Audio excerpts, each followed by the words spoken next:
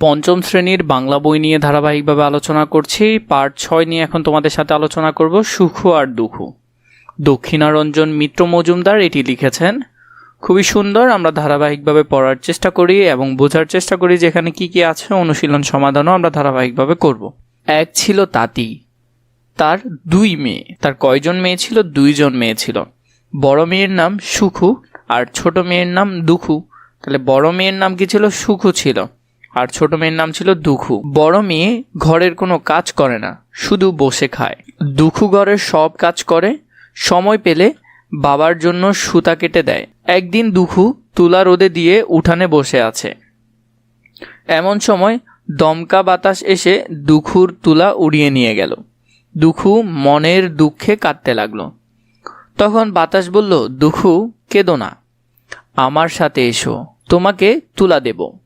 তো এখানে বাতাস বললো যে আমি তোমাকে তুলা দিব, তুমি আমার সাথে আসো। দুখু কাঁদতে কাঁদতে বাতাসের পিছু পিছু গেল। যেতে যেতে একটা কলা গাছের সাথে দেখা হলো। কলা গাছ বলল, দুখু কোথায় যাচ্ছ?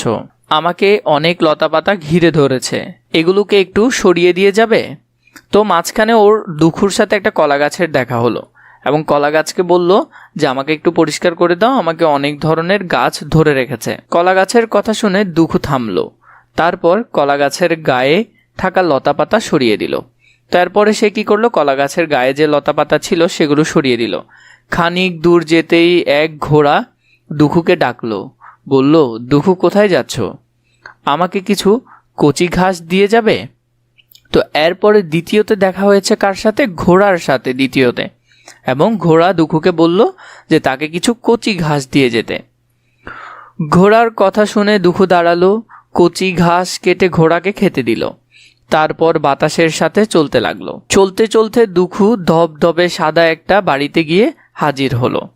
সেই বাড়ির দাওয়ায় বসে এক বুড়ি চরকা কাটছে, গায়ে সাদা শাড়ি। তাহলে একটা বুড়ি সেখানে ছিল সে ঘরে, তার গায়ে ছিল সাদা শাড়ি এবং তিনি চরকা কাটছিলেন। চুলগুলো দুধের মতো সাদা। যে বুড়ি ছিল তার চুলগুলো ছিল দুধের মতো সাদা। বাতাস বলল, দুখু তুমি বুড়ির কাছে যাও, তার কাছে তুলা চাও, পাবে। তাহলে দুখুকে বলল যে তুমি বুড়ির কাছে যাও এবং তার কাছে গিয়ে তুলা চাও, তুমি তার কাছে তুলা পাবে। দুখু তখন বুড়ির কাছে গেল, নরম গলায় বলল, বুড়িমা তুমি কেমন আছো?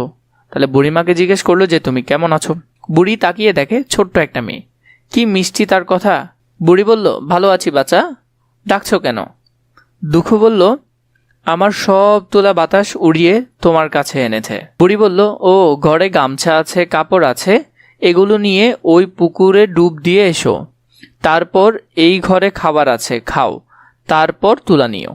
তো বুড়ি কি করলো? দুখুকে বলল যে তুমি প্রথমে এখানের মধ্যে গামছা আছে আমার ঘরে এবং কাপড়ও আছে, তুমি এগুলো নিয়ে যাও, নিয়ে পুকুরে একটা ডুব দিয়ে এসো এবং এরপরে খাবারগুলো আছে সেগুলো খেয়েও, তারপর আমি তুলা দিব বা তুলা নিয়ে যেও।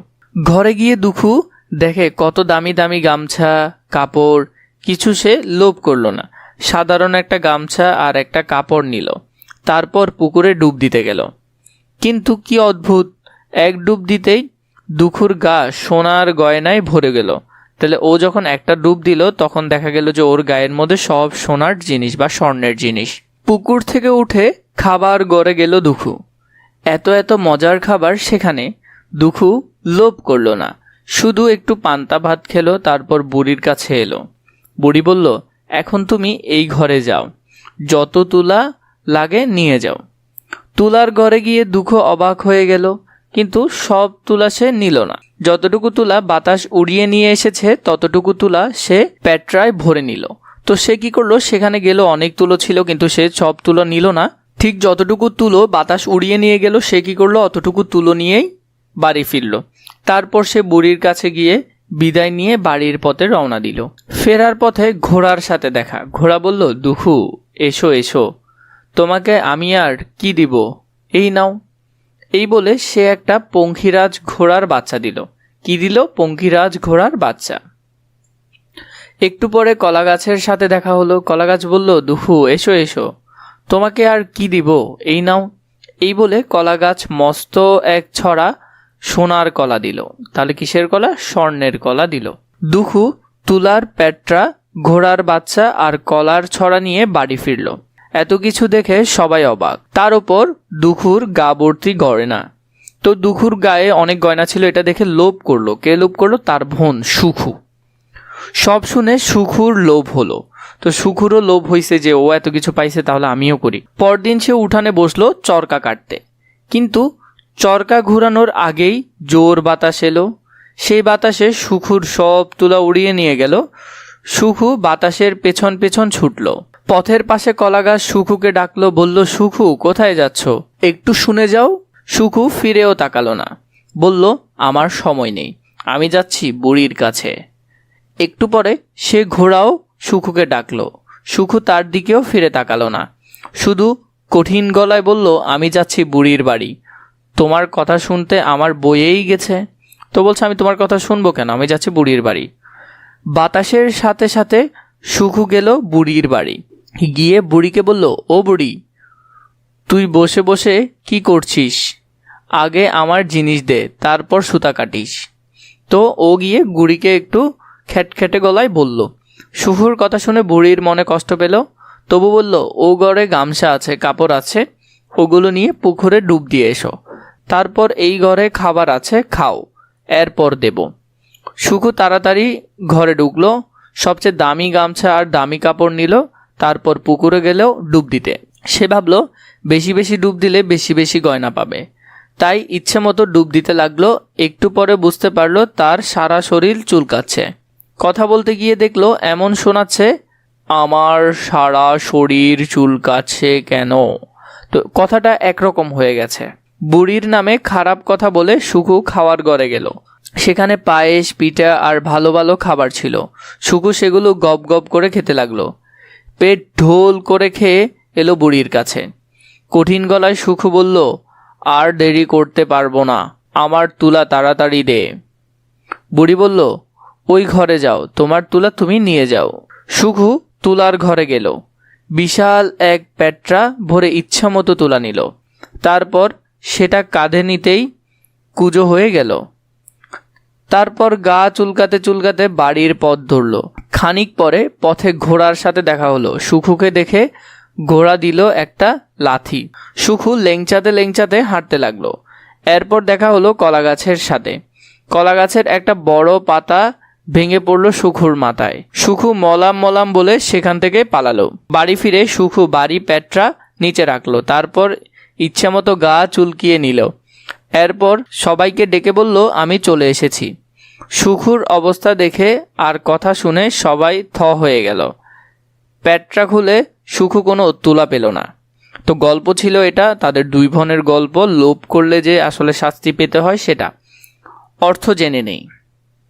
এক ছড়া কলা মানে এক কাদি কলা, থ হয়ে যাওয়া মানে অবাক হয়ে যাওয়া, পঙ্খিরাজ ঘোড়া মানে উঠতে পারে এমন কাল্পনিক ঘোড়া, পেট ঢোল করে খাওয়া মানে অতিরিক্ত খেয়ে পেট ফুলানো, প্যাট্রা মানে হলো ছোট বক্স, মলাম মানে হলো যে মরে গেলাম, লেংচাতে লেংচাতে মানে খোঁড়াতে খোঁড়াতে। কাটা শব্দের ভিন্ন অর্থ পড়ি, মানে কাটা শব্দটা যে বিভিন্ন বাক্যের মধ্যে বিভিন্ন রকম হয় সেটা আমরা দেখব। এই গাছটা কেটো না, এখানে কাটা মানে কেটে ফেলা অর্থে বোঝানো হয়েছে। শ্রমিকরা পুকুর কাটছে, এই কাটাটা খনন অর্থে ব্যবহার করা হচ্ছে, মানে পুকুর খনন করছে। ভালোই তো সময় কাটছে, এই কাটা অতিবাহিত হওয়া বোঝাচ্ছে। বিপদ কেটে গেল মানে বিপদটা দূর হয়ে গেল, তো এই কাটা মানে দূর হয়ে যাওয়া বোঝাচ্ছে। দুখু চরকায় সুতা কাটছে, মানে এই কাটা মানে তৈরি করা বোঝাচ্ছে। তিনি পুকুরে সাঁতার কাটছেন, এটা ভেসে এগিয়ে যাওয়া বোঝাচ্ছে। মা সিলেট যাওয়ার টিকিট কাটছেন, এই কাটা মানে ক্রয় করা বোঝাচ্ছে। প্রশ্ন তৈরি করি। সুখু আর দুখু গল্প পড়ে প্রশ্ন তৈরি করো, এরপর সহপাঠীকে প্রশ্ন জিজ্ঞেস করো, উত্তর শোনো।